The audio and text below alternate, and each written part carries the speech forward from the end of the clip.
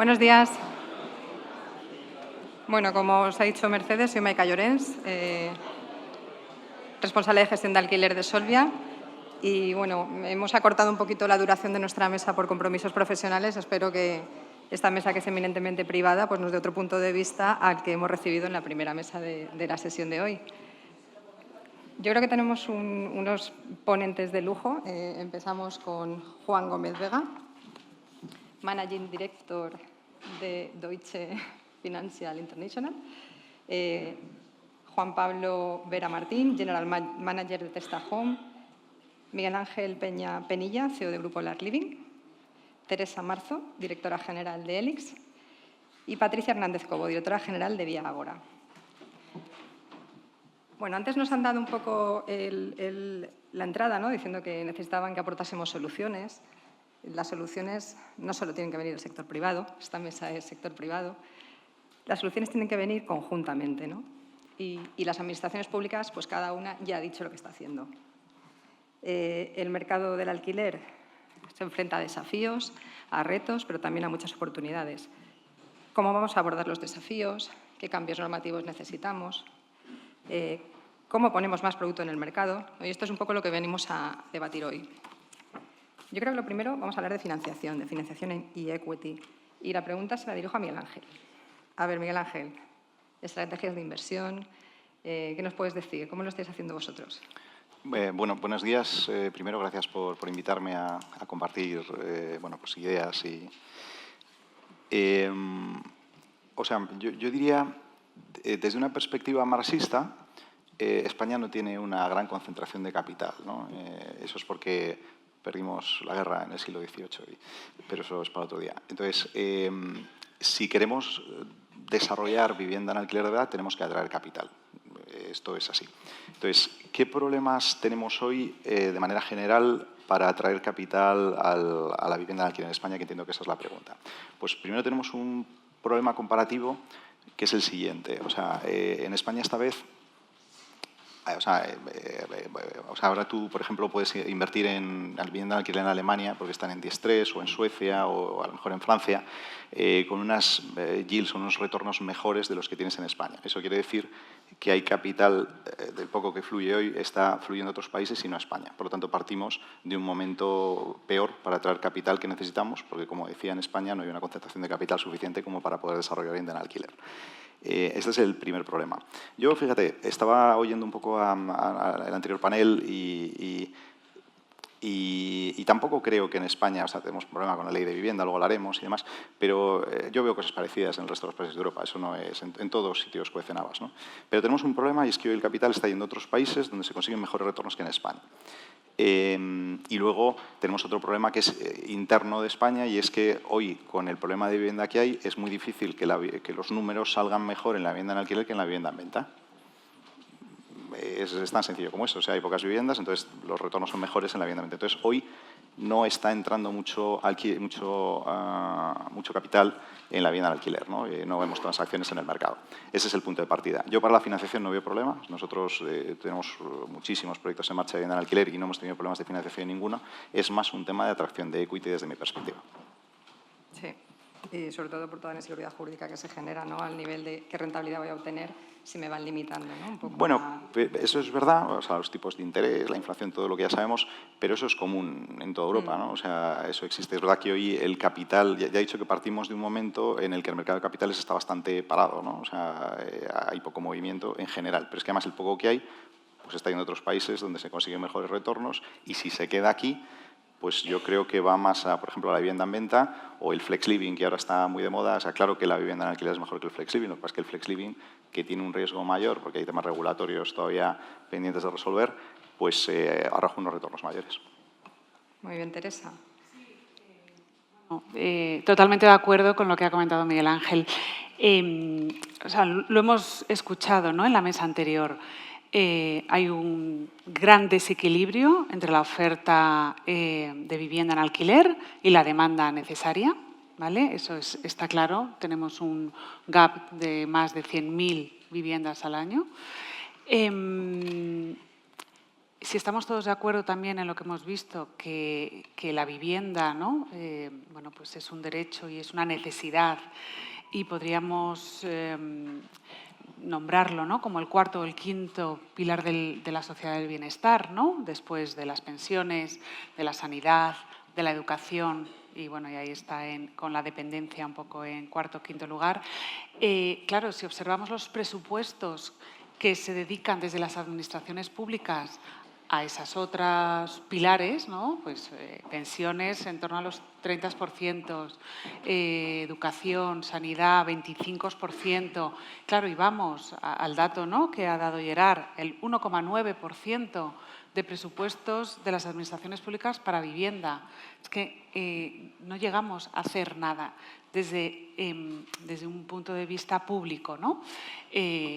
Es verdad que la administración pública yo creo que se tiene que enfocar más en solucionar el problema de vivienda social para colectivos vulnerables, ¿no? Pero para el resto de capas, para la vivienda asequible, para la vivienda libre, etcétera, en alquiler, necesitamos atraer ese capital privado. Necesitamos realmente pues competir, ¿no?, con otras localizaciones y otros países, como decía Miguel Ángel, ¿no?, que ahora son más interesantes a nivel de rentabilidades y de resultados, pero es que necesitamos atraerles hacia España, ¿no?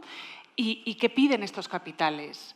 Pues claramente piden seguridad jurídica, ¿no?, un marco estable jurídico, económico, fiscal y rentabilidad. Claro, entonces el marco jurídico, pues tenemos que ir de la mano con la administración pública.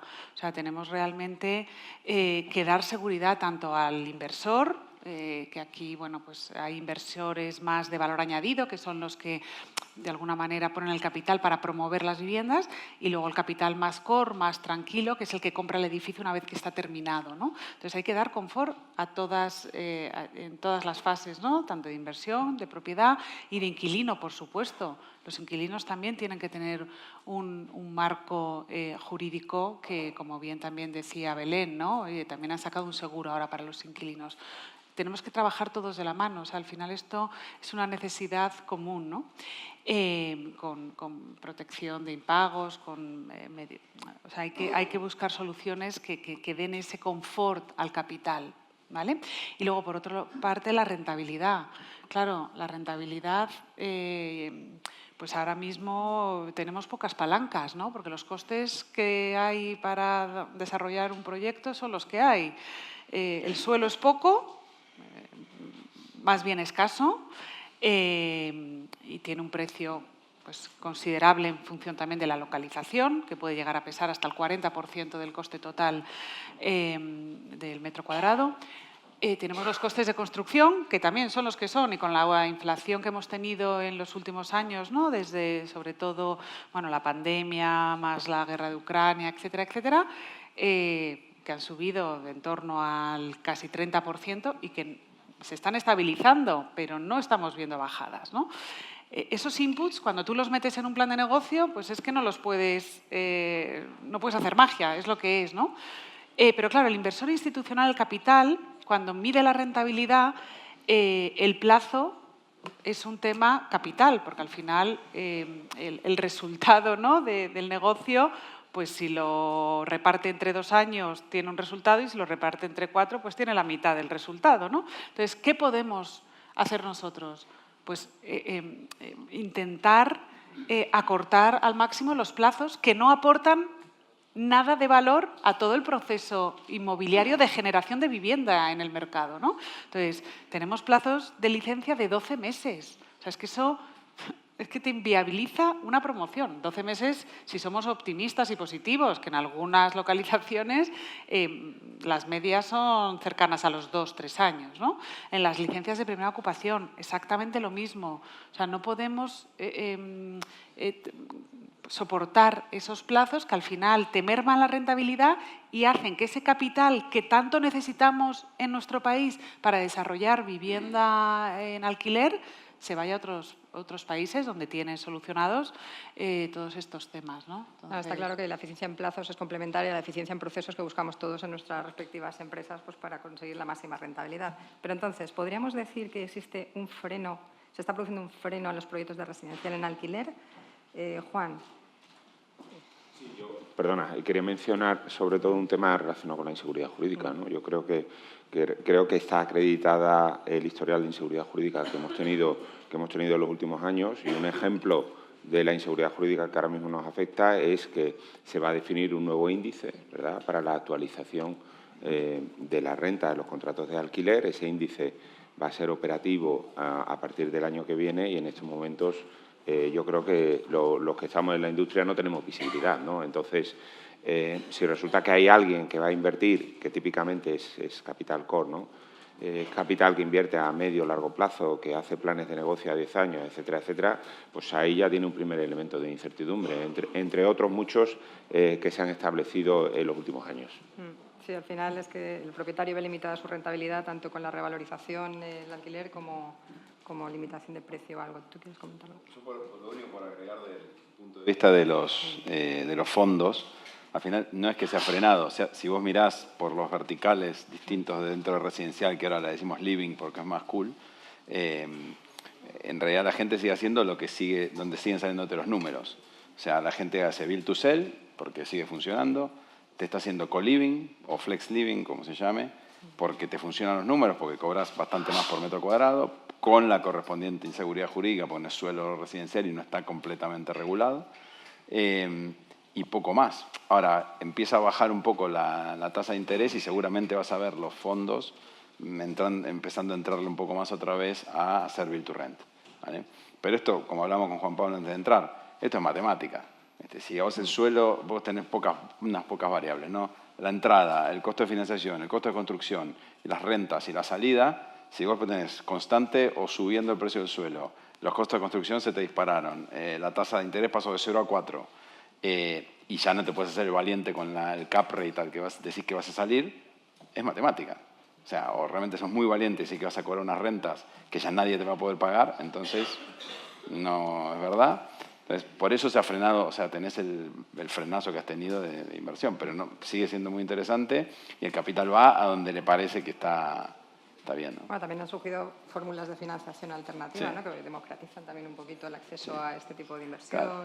Al final, ahí donde sí realmente tiene todas las palancas el Estado, y lo ha hecho mucho la Comunidad de Madrid, es ayudarte a usar suelo más barato, como con colaboración público-privada, o que de golpe te saca una nueva fórmula para hacer co-living de mayores, senior independent en suelo dotacional. Y eso es land arbitrage, donde pagabas 1.000, 1.200, 1.500 euros por metro cuadrado, pagas 500 y de golpe, magia, te funcionan los números, porque le bajaste el precio de entrada. Tal cual. Sí. Patricia, hablando de uno de los problemas que tenemos en las gestoras de alquiler, ¿no?, que es el impago. Es uno de nuestros problemas, que por supuesto pues tenemos herramientas como el seguro de impago, que garantiza la defensa jurídica también, ¿no?, y la recuperación del activo. ¿Tú crees que es suficiente con la defensa jurídica que garantizan los seguros de impago?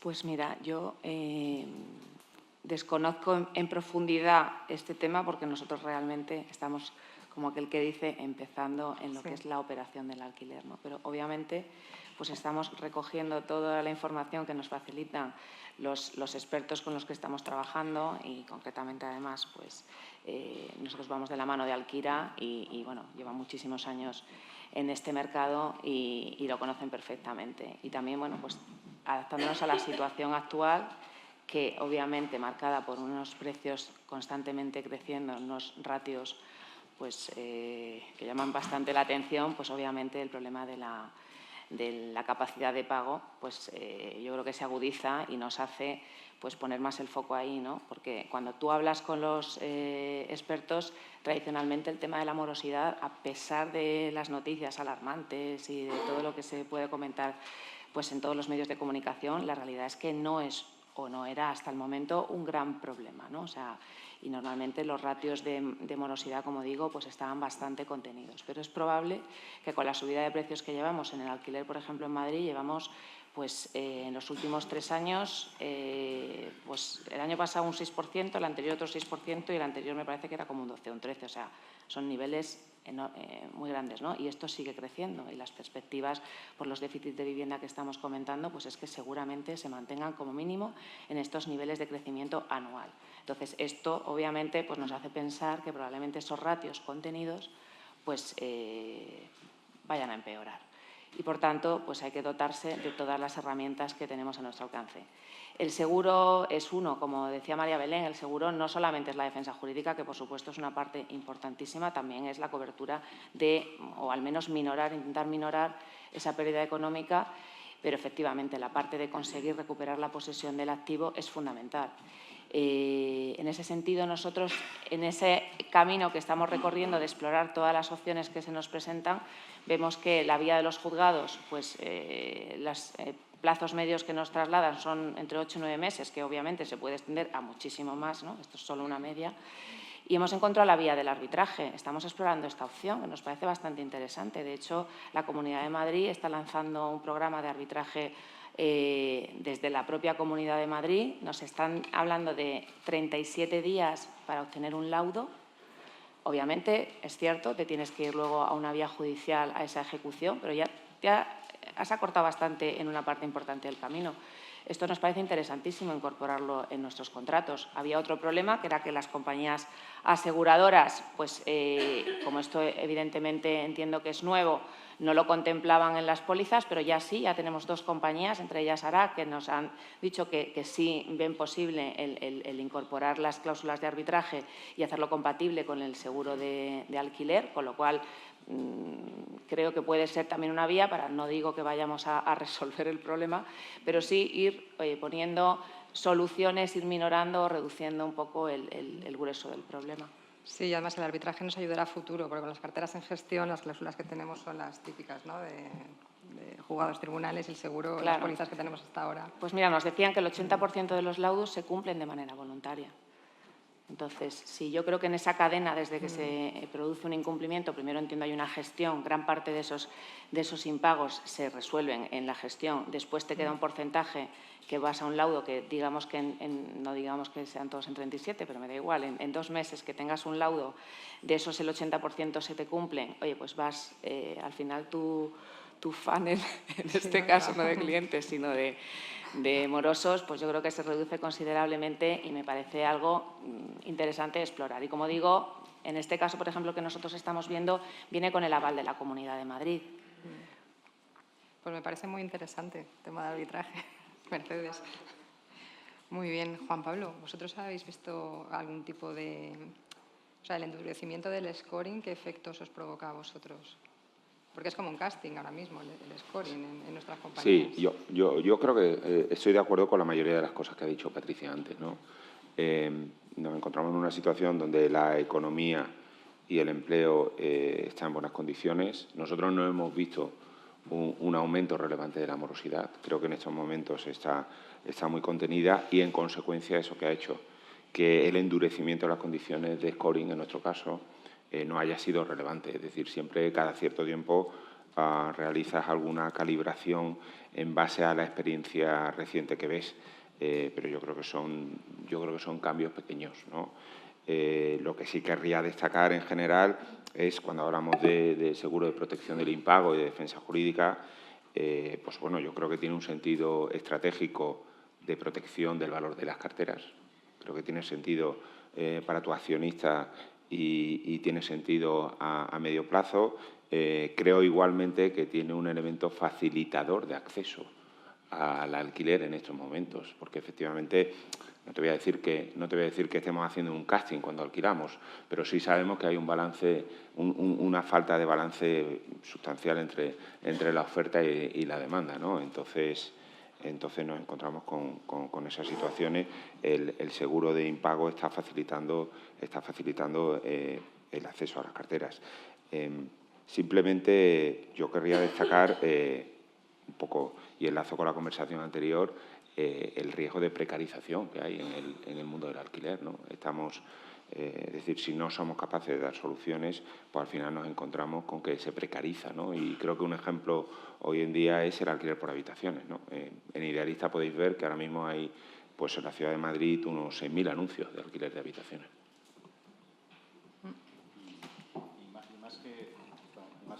Porque según el INE han entrado en Madrid 150.000 personas, más o menos 70.000 son migrantes, sí, número gordo, 70.000 son migrantes internos, o sea, otros españoles que vienen a Madrid, como yo, porque además hay determinadas comunidades autónomas, varias, empeñándose en que Madrid crezca. Entonces, 150.000 nuevos al año, 70.000 migrantes españoles y vamos a decir que los otros 70.000 son nacimientos e inmigrantes. Y yo ahora no tengo el dato, igual lo tenéis alguno, pero en Madrid ciudad el año pasado se hicieron 7.000 viviendas y en la Comunidad de Madrid, voy a tirar por arriba, 20.000. Entonces tenemos un problema con una velocidad fuerte, pero encima con aceleración positiva. Es decir, claro que se va a precarizar y hay que poner soluciones, porque perdón que me vuelvo a remitir al panel anterior, esto pasa porque me ha invitado Nicolás. O sea, ha habido una dejación de funciones públicas en los últimos 20 años en este país tremenda y ahora se quiere arreglar en parte mirando al tendido y pasando la responsabilidad a la iniciativa privada. Esta es la realidad. Yo he oído aquí, ¿verdad, Juan? No sé cuántos millones. Me estaba perdiendo con todos los millones que vienen a esto. Vamos a ver los que llegan, porque tenemos un problema en este país de vivienda tremendo. Y con aceleración positiva en ciudades como Madrid, como no pongamos entre todos medios, y aquí la colaboración público-privada y planes como el Plan Vivo, el Plan Metrópoli en Barcelona, si se hacen bien, son, vamos, esenciales. Pero ese punto es muy importante porque una ciudad crecerá en función de la política de vivienda que aplique, ¿no? Parece ser que en la Comunidad de Madrid en Brasil hay países como Brasil que han encontrado soluciones. O sea, podemos hacer favelas también. O sea, se pueden hacer muchas cosas. Otra cosa es, yo que no soy de aquí, de verdad, y soy desapasionado. A mi Madrid me está gustando en los últimos años, pero está regular, no tiene mar. Pero, que ya lo dijo la vicepresidenta, además es que Madrid no tiene mar. Entonces, bueno, que me desvío. A lo que voy es, si nosotros queremos seguir haciendo que Madrid sea uno de los polos de atracción europeos, porque o sea, Madrid hoy es una de las mejores ciudades de Europa para vivir, a pesar de que no tiene mar, por un montón de motivos que no me voy a poner a decir, pero nos lo podemos cargar, perfectamente. O sea, la precarización de la vivienda, además es que tienes una demanda. Me parece que Madrid supone el 18% del PIB español. El peso que tiene París o que tiene Londres en sus economías es muchísimo mayor. Pero hay que hacerlo bien. Ya estamos hablando solo de Madrid, que el problema es nacional. Bueno, nacional, o sea, España tiene 500, me parece que son como 505.000 kilómetros cuadrados, pero el 93% de la población se concentra en la costa, en Madrid y en Zaragoza. El resto está vacío. Pues es que tampoco es tan complicado. Hay que poner vivienda en el mercado. Y además hay suelo, ¿eh? Yo he oído hablar, es que perdonadme, me caliento, la operación campamento. Cuando yo iba en pantalón corto, es que ya estaba la operación campamento. O sea, es verdad.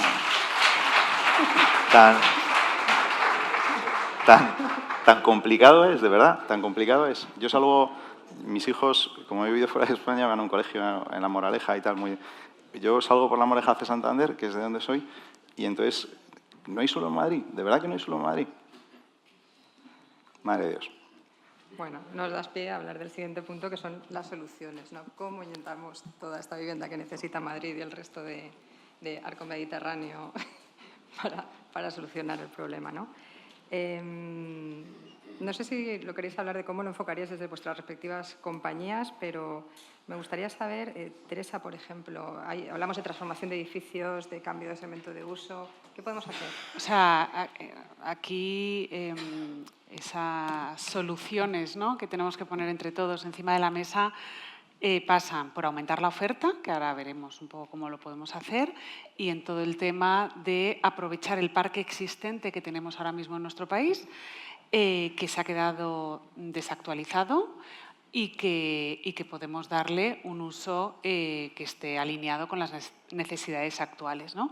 En el tema de poner más vivienda en marcha, ¿no?, en construcción de obra nueva, pues tenemos el tema del problema del suelo, que ahora pues acabamos de perder una oportunidad, ¿no?, con la no presentación de la ley del suelo en el Congreso.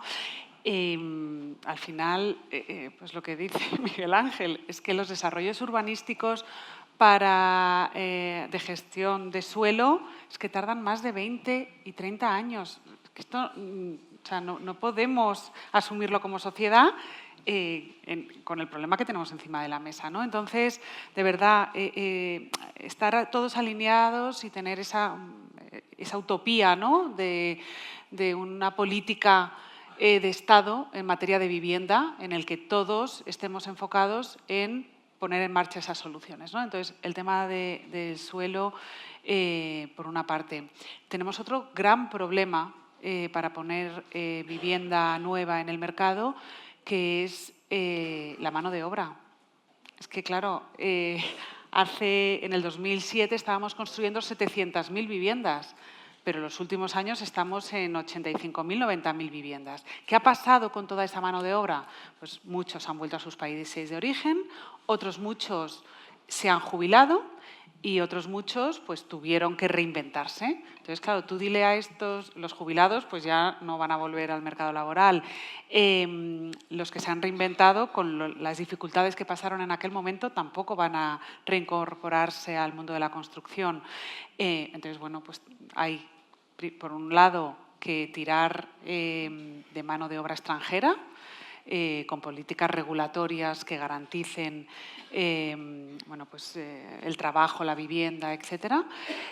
Luego hay que también intentar ser más sexys para los jóvenes. O sea, es que, claro, yo como madre pues prefiero que mi hijo vaya a la universidad que vaya a una formación profesional, ¿no? Al final no es un mercado que sea de alguna manera atractivo, ¿no?, para los jóvenes. Entonces, bueno, hay soluciones que se están poniendo encima de la mesa, como por ejemplo la industrialización, ¿no? La industrialización pues es una manera también de alguna manera de atraer ese talento, ¿no? Porque estás bueno, pues tienes unas condiciones de trabajo mucho más seguras, mucho más bueno, pues a nivel de frío, de calor, de lluvia, estás mucho más protegido, ¿no? Entonces, bueno, pues intentar también atraer por ahí, ¿no? Y luego eso para todo el tema de obra nueva, ¿no? Y luego para todo el tema de reconversión de edificios. O sea, tenemos grandes edificios en el centro de nuestras ciudades que se han quedado totalmente desactualizados. Industrias, oficinas que podrían tener un uso maravilloso como vivienda y que hay que poner un poco la normativa en función de la sociedad, ¿no? En la Comunidad de Madrid, la semana pasada o la anterior, se aprobó bueno, pues una política, una norma que permite cambio de uso de edificios de oficinas para vivienda asequible en alquiler, ¿vale? Tiene que ser asequible en alquiler durante un periodo de 15 años. Claro, aquí también hay que escuchar un poco al privado, ¿no? Para que estos cambios de uso sean viables, donde tienes que invertir muchísimo presupuesto en CAPEX, ¿no?, en rehabilitación del edificio, pues probablemente los números, si al cabo de los 15 años tiene que volver al uso de oficinas o tienes que meterte en un barro de legalización del uso de vivienda, que es como está descrito en la ley, que si quieres mantener ese uso de vivienda en alquiler, tienes que empezar a hacer una modificación del plan general para que el uso se adapte de oficina a residencial. O sea, entrar en una modificación. Un uso flexible desde el claro. inicio. Claro. Entonces, hay que atender mucho más a las necesidades reales, ¿no? Y luego, bueno, también regular todo el tema del flex living, ¿no? Que por necesidades también se están poniendo soluciones de flex living que no deja de ser un apartahotel en un suelo terciario, ¿vale? Para simplificar, por si alguien no sabe muy bien la definición del flex living, ¿no? Pues claro, aquí también hay que regularlo porque un apartahotel pues tienes un plazo máximo de contrato que no puede ser superior a un año. ¿Qué va a pasar después? Les vas a tener que cambiar de apartamento dentro de tu edificio. Bueno, hay muchos temas que de alguna manera se necesita regulación, ¿no?, al respecto. Patricia. Totalmente de acuerdo. El gran problema, que también es la solución, es la regulación. Porque yo creo que los privados estamos deseando trabajar y poner de nuestra parte. Creo que los inversores también, España, por mucho que se ha dicho, y a lo mejor hay momentos en los que no es exactamente un momento de oportunidad, pero desde luego España es un país con futuro. Madrid es una ciudad con muchísimo recorrido y no solamente Madrid. Grandes áreas de nuestro país tienen, como digo, muchísimo recorrido y muchísimo interés para los inversores. Y por eso recibimos la gente que recibimos y, desde luego, lo que pasa es que, claro, tenemos que ser capaces de responder a ese éxito.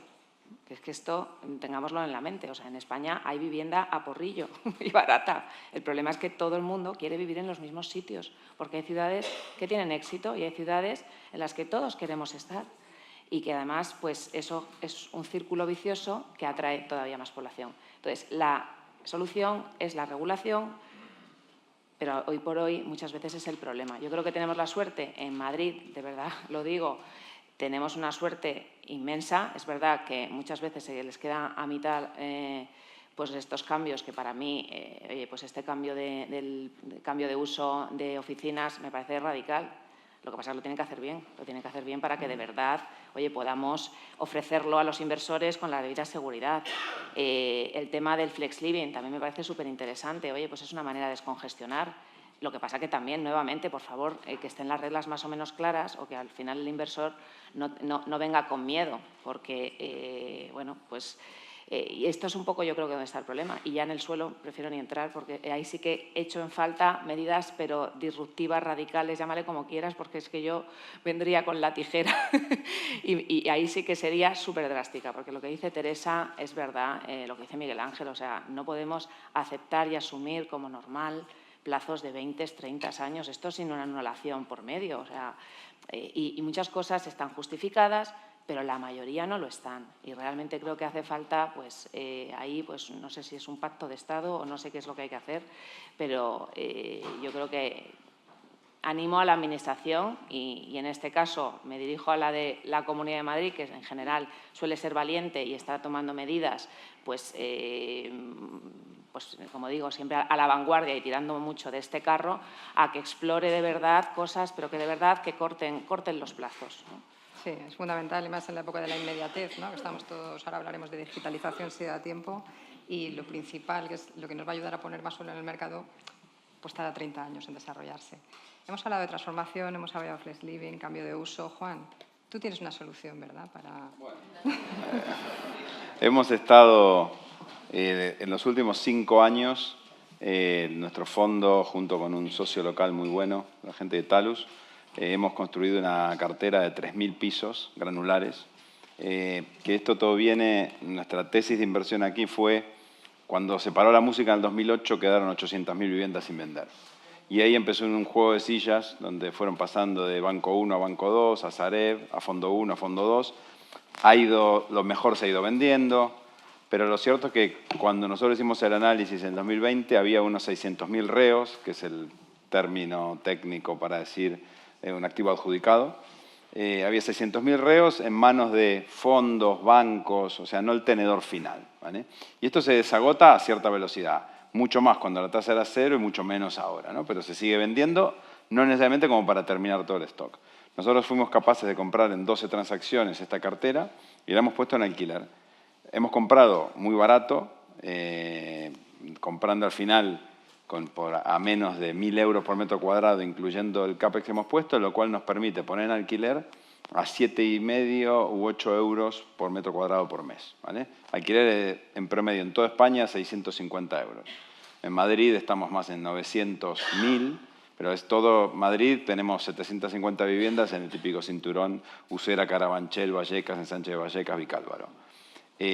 Nosotros, la sensación que tenemos, y eso ya veremos el año que viene cuando cambiamos el capital de esta SOCIMI y idealmente la hacemos más grande, la sensación es, si no compramos si no le vamos a los que todavía tienen estos reos y no los venden tan rápido, y en lugar de ofrecerles un precio como el que ofrecimos en 2020 al 22, le pagas más, o sea, por ponerlo en plata, en lugar de comprarle a 40% de descuento de lo que es una tasación, le compras al 20%. Estoy seguro que mucha gente te dice fenomenal. Con lo cual, ¿qué pasa? Lo que tiene que ver con la charla de hoy es, estos pisos son una solución inmediata. Cualquiera de otras soluciones que hablamos son 4 o 5 años para que haya algo que esté funcionando y esté alquilado, ¿vale? O estabilizado. Estos, con entre 12 y 15 meses, lo tenés ahí. Obviamente tendrás que lidiar con precarios, ocupas y algunas otras cosas, porque por eso están en esta situación o por eso están baratos. Pero eso es algo que hemos hablado tangencialmente con alguna agencia, con el ICO. No lo entienden del todo. Mucha gente cree que nosotros estamos expulsando gente, ¿viste? Resolviendo una NPL. Pero si esto es una solución 100% del sector privado, como nosotros decimos, nosotros somos un fondo que queremos un fondo de valor añadido, tenés que sacar tu 15-20% de retorno al año, y lo estamos haciendo, y en el fondo terminamos poniendo vivienda en el mercado, aún con nuestros objetivos, que está muy por debajo hasta de VPO. ¿Vale? En algunos casos estamos abajo del módulo de VPO con lo que alquilamos. Entonces, yo creo que es una solución, no te soluciona por 20 años, pero todavía tenés, como corolario de la crisis del 2008, todavía tenés un stock que te puede servir como rueda de auxilio mientras todo lo de largo plazo entra, ¿no? A jugar. Lo que está claro es que a cada problema su solución, ¿no? Sí. Y vosotros planteáis un tipo de solución que es rentable para el fondo. Sí. Y realmente el problema que realmente tiene España ahora mismo es la vivienda social poco asequible, ya no existe. Sí. Nosotros desde Sovia gestionamos 17.000 contratos, de los que el 50% es social. Y hacemos, antes se ha comentado, gestión de acompañamiento, pues en función de la intención del propietario, así tienes que adaptar la gestión. Y la social no viene de la mano del sector privado. Viene a la mano de la SARE, viene a la mano de las políticas públicas, y eso es lo que hay que fortalecer, que es el camino que está siguiendo la Comunidad de Madrid, entiendo. Bueno, ya he metido mi cuña publicitaria. A Gerard le quería decir que nosotros trabajamos con 1000 APIs en toda España también, que antes se ha comentado que era, bueno. En fin, vamos a hablar ahora entonces de rotación, porque yo creo que también la rotación es un punto importante a la hora de, pues, cuando liberamos un precario, por ejemplo, o cuando rescindimos un contrato. Nos miden mucho por la rotación. Yo no sé, Miguel Ángel, vosotros la rotación, ¿cómo la veis en LAR? Yo es que antes de hablar de la rotación tengo que decir una cosa de la que luego me voy a no te arrepentir, quedes dentro. que es de la regulación, cuando hablamos antes, ¿no? O sea, una cosa buena que tiene Madrid, yo creo que es que regula poco. Es decir, yo quiero hacer una... Yo no soy político, soy agnóstico, no entiendo de política. Pero el liberalismo está muriendo y es una pena. Es decir, la iniciativa... Yo estaba escuchando a Juan, que sabe un montón de esto, y es que si tú dejas a la iniciativa privada hay que ponerle coto, porque si no... Bueno, hay que ponerle coto. Podemos hablar de la gran crisis financiera, donde había un montón de reguladores, compañías de rating y tal, y nos metimos una leche de dimensiones siderales. O sea, que regular tampoco tiene que decir... Pero yo lo que digo es... Lo bueno que tiene Madrid es que es de las pocas comunidades autónomas que quedan en España que es realmente liberal y deja hacer cosas, y por eso funciona. Entonces, yo quiero romper una lanza por el liberalismo. Rotación. Hablaba con Patricia justo al entrar de esto, ¿no? O sea, el Build to Rent en España, de la vivienda en alquiler, es algo relativamente nuevo. O sea, estamos aquí hablando como si fuéramos unos expertos, pero Juan tiene 3.000, Testa lleva un poco más de tiempo, pero porque viene de unas carteras de Santander y tal. Nosotros tenemos 2.000 viviendas, pero hemos empezado hace... O sea, y habrá un proceso de concentración más adelante y veremos... Hombre, no creo que lleguemos a ver empresas como Vonovia o Deutsche Wohnen alemanas que tienen 400.000 viviendas, porque España no da para eso. Pero hemos aprendido a hacer el Build to Rent, yo creo que lo sabemos hacer de forma eficiente, entendemos pues cómo se hace, los materiales que hay que usar, lo hacemos de manera eficiente. No sé quién lo comentaba antes en el panel, se llena solo, porque la demanda es tan brutal que o sea, dependía un poco de lo duro que seas en el scoring. El scoring, supongo que todo el mundo sabe lo que es, pero es los requisitos de entrada para la vivienda, que por cierto es fundamental. La demanda es tan alta que... Yo debo decirlo, nosotros tenemos proyectos en el que se rechazan más del 70% de las candidaturas por scoring. Porque hoy, pues lo que decías tú, Juan Pablo, o sea, como tienes mucha demanda, pues te puedes permitir el lujo de elegir. Más adelante puede que no sea así. Ojalá no sea así, porque eso hará bajar los precios. Entonces digo, sabemos hacerlo, es muy fácil llenarlo, pero luego los aparatos funcionan. Y cuando quieres vendérselo a un fondo más core que un AXA, un Allianz, pues claro, no le gusta que sea flexible, porque el ser flexible hace que el cash flow también sea flexible. Y si es flexible, pues no es previsible y entonces tenemos un problema. Y la realidad es que hoy los PRS que están funcionando rotan más de lo que todos esperamos en nuestros business plan. Bueno, creo que es general, por lo menos en nuestro caso. Y esto también yo creo que está muy relacionado con el propio precio. O sea, claro, los precios han subido tanto, como antes apuntaba Patricia, que la gente es que se te mueve por 10 euros, con toda la razón. No sé si esto va un poco en línea de lo que preguntabas. Sí, va en línea. La verdad es que antes Juan Pablo decía que no era un casting, sí que es un casting, el score, porque al final te quedas con el que menor tasa de esfuerzo te representa, ¿no?, a la hora de pagar el alquiler y se ven situaciones, como dices tú, de tener que rechazar operaciones que antes no las hubieras rechazado, ¿no? Entonces, estamos ahí un poquito, bueno, es la coyuntura que nos toca vivir. Venga, vamos a cambiar de tercio, hablemos de sostenibilidad, ESG. ¿Quién se lanza? ¿Miguel Ángel? ¿Quién?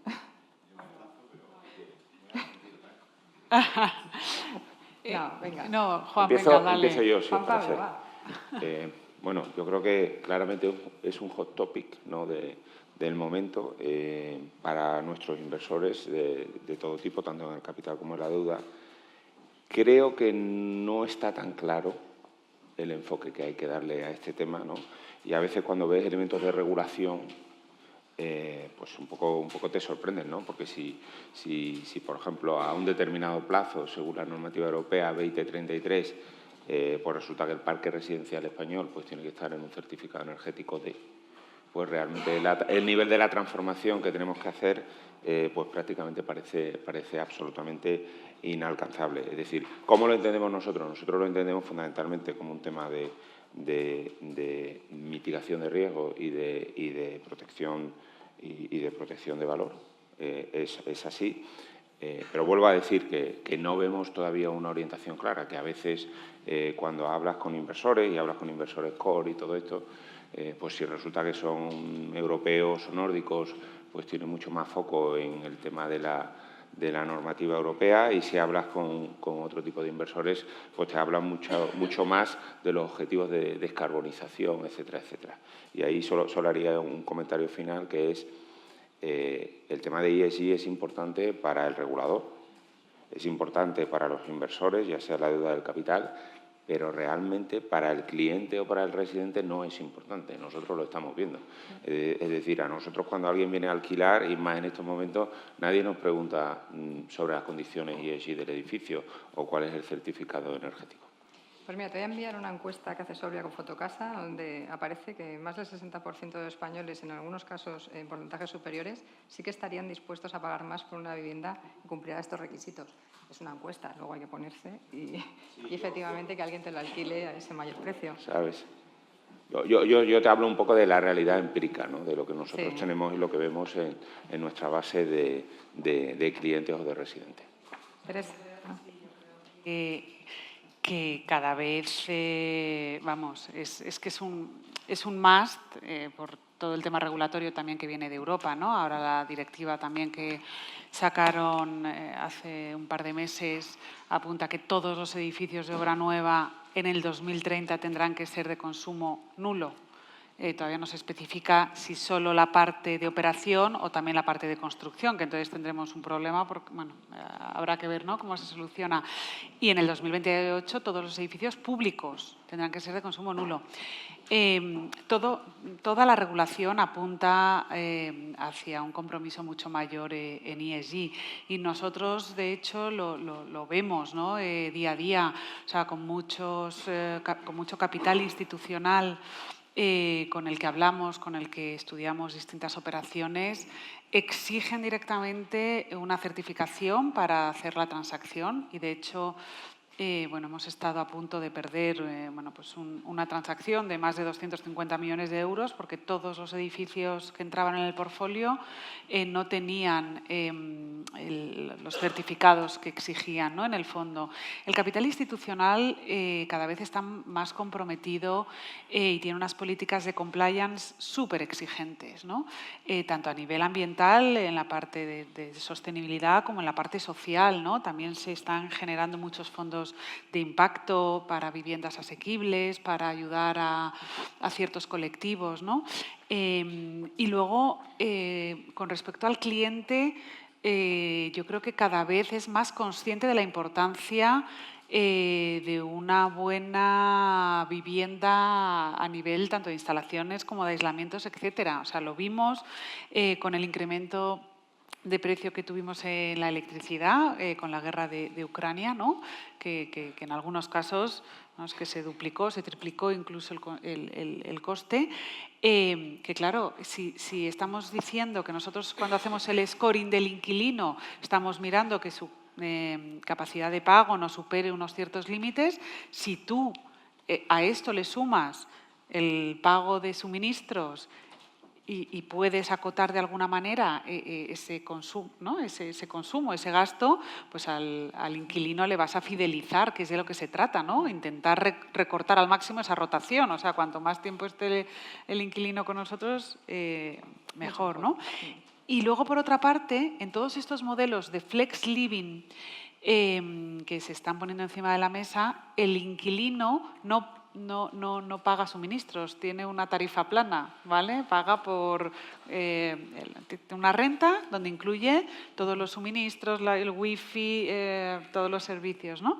Entonces, claro, eso, imagínate qué importancia tiene para el inversor, que tu edificio en la parte operacional consigas disminuir el leakage a lo mínimo posible, ¿no? Entonces, eso sí que se consigue con inversión en CAPEX, donde refuerzas aislamiento, refuerzas carpinterías, refuerzas para que el consumo sea el mínimo posible, ¿no? Y luego pones sistemas, lógicamente, eficientes, etcétera, etcétera.